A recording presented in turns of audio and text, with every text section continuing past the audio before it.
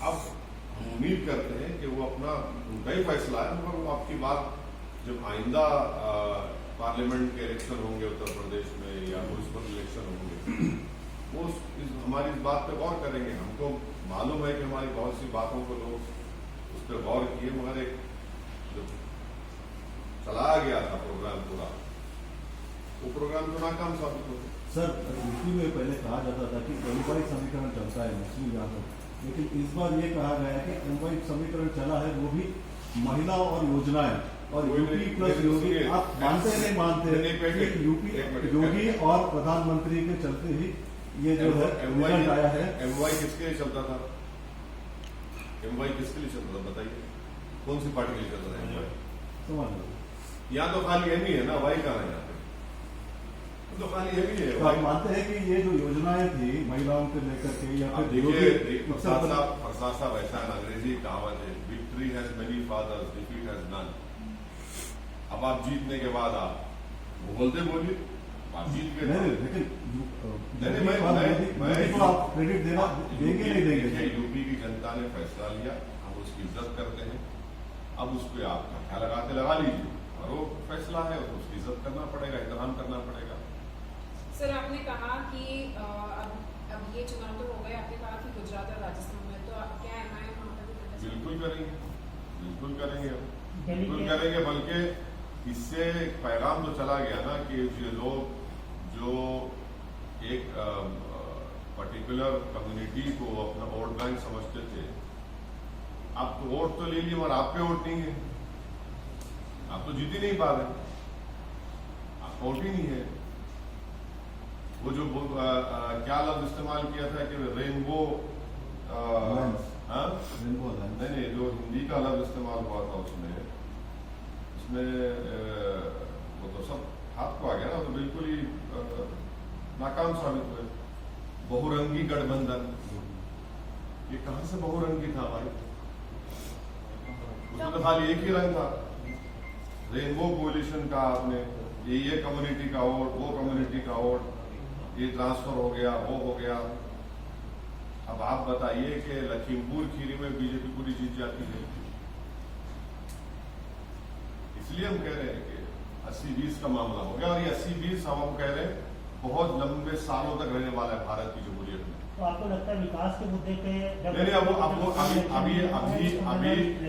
ये press conference ये मौका नहीं है, ना वक्त है कि मैं इतना उसमें सब्सटैंशिएट करूं, मगर मैं इतना जरूर कहूंगा कि 80-20 का ये माहौल बहुत लंबे सालों तक रहने वाला है, ये समझने की जरूरत है। सर, आखिर ऐसा क्यों है कि आप वेस्ट बंगाल गए, वहाँ भी जो मुस्लिम कम्युनिटी का भरोसा नहीं जीत पाए। अभी उत्तर प्रदेश में उन सीटों पर चुनाव लड़े जहाँ जो मुस्लिम माहौल और डिसाइडिंग पोजीशन पर रहती है। नहीं, ऐसा नहीं, हम तो अलायंस का क्यों वो ऐसा नहीं, हम तो अलायंस का हिस्सा थे, भागीदारी परिवर्तन मोर्चा का। जितने जन अधिकार पार्टी के भी कैंडिडेट्स थे और दूसरे अलायंस के, हम सबके लिए कैंपेन किए। इलेक्शन में जीतार होती है, इलेक्शन जीतार होती है। काशीराम मान्यवर काशीराम ने सही कहा था कि पहला इलेक्शन हारना, दूसरा हराना, तीसरा जीतना। इस इलेक्शन में किसको हराने गए थे? सुनिए, ये काशीराम साहब का एक बहुत बड़ा इंपॉर्टेंट स्टेटमेंट है। हम हारे हैं, जीतेंगे दोबारा, इसमें कौन सी बड़ी बात है, कौन सा आसमान गिरने वाला है? हमारे हौसले, हमारा आदम कभी कम नहीं होगा, ना किसी होता है।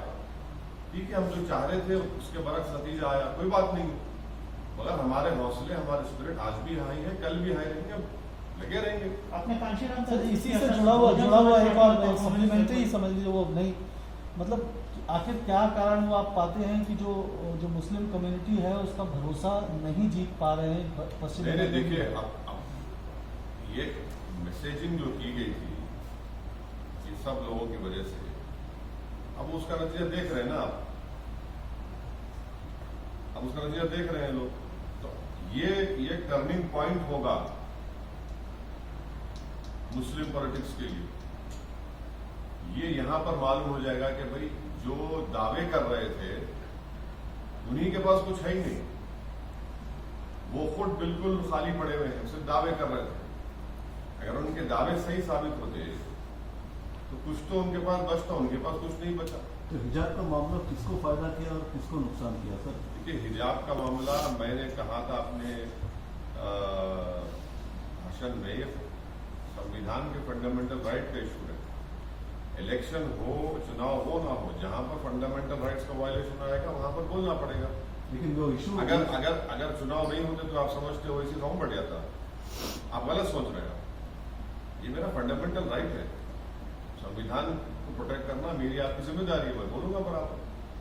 मगर ये बोलना कि इसमें आया, अगर नहीं आता तो भी हम बोलते बराबर। 80-20 के नैरेटिव में क्या ये काम आया सर? 80-20 का नैरेटिव आपको बताएंगे आराम से। अभी आज की प्रेस कॉन्फ्रेंस सर, आप बोल रहे हैं कि जो मैसेज दिया गया था ये तो आपका इशारा कहीं न कहीं जमात के जो नुमाइंदे हैं, चाहे वो मेरा इशारा चाहे वो लीडर हो, नहीं, मेरा इशारा किसी के ऊपर नहीं है।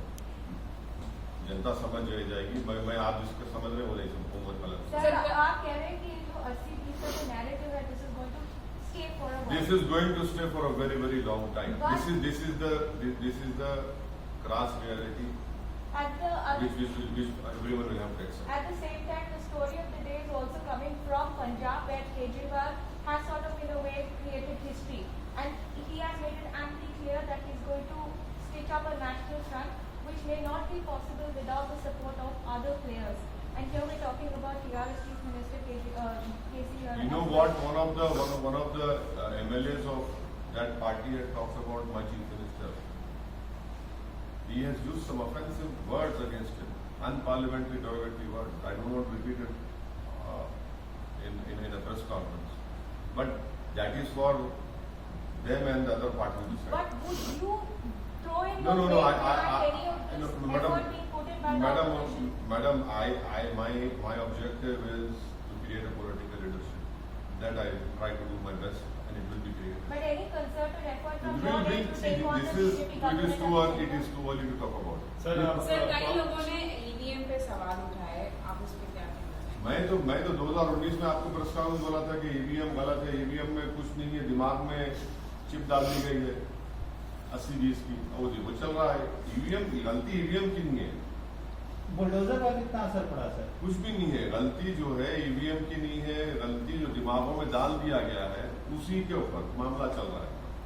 How do you view the Congress performance in Uttar Pradesh and other states? Congress खत्म हो गई सर। अभी कांग्रेस, बीएसपी, बहुजन समाज पार्टी, कांचीराम का आप उदाहरण दे रहे थे, लेकिन उनका जो कहना है वो रिवर्स में हो रहा है Do अभी। you see नहीं, them as मेरे a को liability? मैं इस बात को नहीं मानता, और बड़ा हमारे लोकतंत्र के लिए बड़ा अफसोसनाक दिन होगा अगर बीएसपी खत्म हो जाएगी। बड़ा अफसोसनाक दिन होगा, और मुझे यकीन है कि बीएसपी खत्म नहीं होगी। हमारे लोकतंत्र के लिए, जमहूरियत के लिए वो पार्टी का रहना बहुत जरूरी है। इस वक्त तक तो कांग्रेस सर, कांग्रेस के बारे में नहीं बोले, कांग्रेस के बारे में नहीं, मैं राहुल कांग्रेस गांधी, प्रियंका गांधी, अब उस ये मैं इसके उनके बारे में मैं क्यों बोलूंगा? Have they हम become उनको liability? उनको क्यों इज्जत बख्शूं मैं अपनी जबान से उनका नाम लेकर उनके बारे में बोलूंगा? Have they Sir, become a आप liability? DSP के बारे में Have जो- they become a liability in It Indian is for their party to decide how Sir, to comment on it. I cannot comment on one political party